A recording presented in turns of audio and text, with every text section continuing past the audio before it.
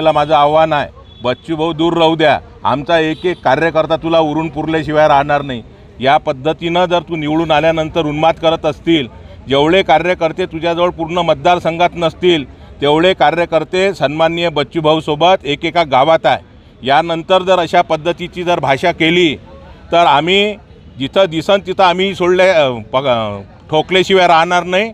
हेही तुम्ही आता लक्षात ठेवलं पाहिजे।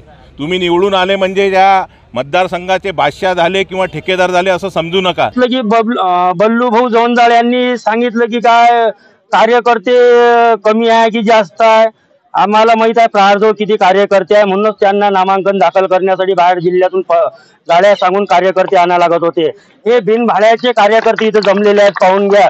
आमचंही सन्माननीय आमदारांचं जेव्हा नामांकन दाखल झालं होतं तेव्हा स्वतः बिना पैशाचे घरादारातून सर्व कार्यकर्ते जमले होते, म्हणून जिथे एवढा मोठा जमखट्टा तयार झाला होता।